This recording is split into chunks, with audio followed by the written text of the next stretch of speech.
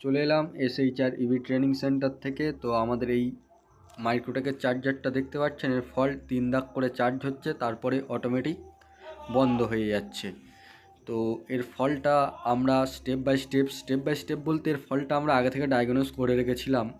তো এর যে ছোট পিসিবি আছে, প্রোগ্রামিং কার্ড, এটা খারাপ।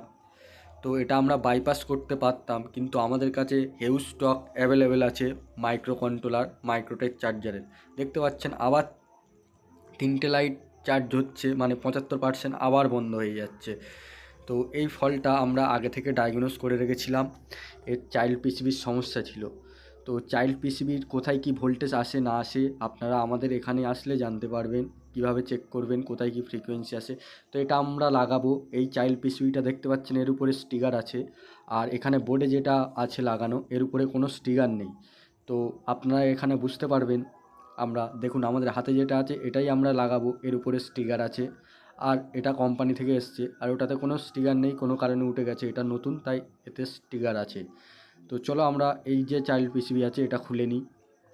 তো আবারও বলছি, বই পড়ে যদি সব কিছু হয়ে যেত, তাহলে ইউটিউব থেকে বই পড়ে বা সব কিছু দেখে যদি সব কিছু হয়ে যেত, তাহলে ইউটিউব দেখে প্রত্যেকে ইঞ্জিনিয়ার, ডাক্তার এসব হয়ে যেত, ঠিক আছে?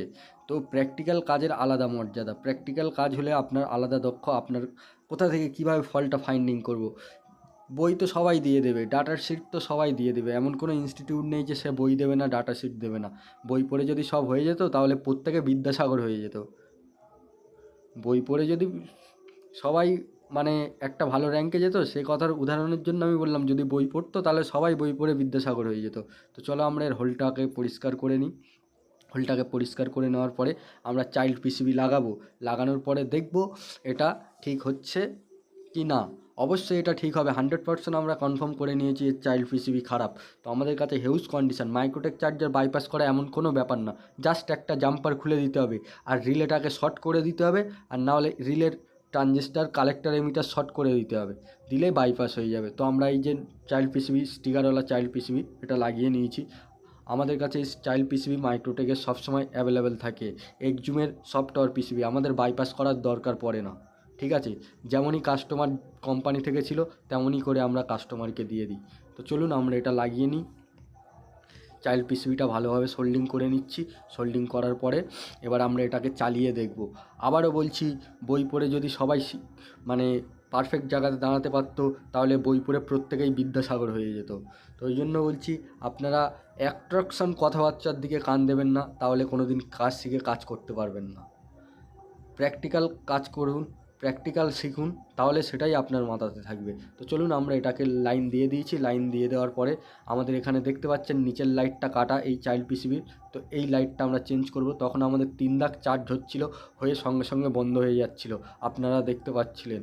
তো এখন আমাদের দেখুন 3 দাগেই চার্জ হচ্ছে, কিন্তু চার্জারটা আর বন্ধ হচ্ছে না। আমাদের ফার্স্ট এলইডি, যেটা ফার্স্ট এলইডি 25% এলইডি, সেটা আমাদের কাটা আছে। তো ওটা আমরা ঠিক করে দেব। কিন্তু আমাদের দেখুন 75%-এ তখন চার্জ হচ্ছিল, বারবার চার্জারটা বন্ধ হয়ে যাচ্ছিল।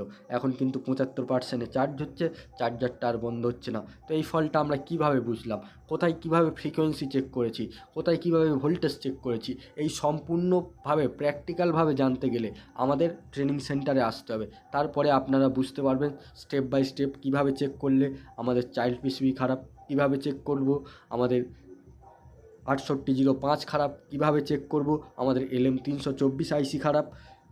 এরকম স্টেপ বাই স্টেপ আপনাদের প্র্যাকটিক্যালি দেখানো হবে। তো বইয়ের চক্কর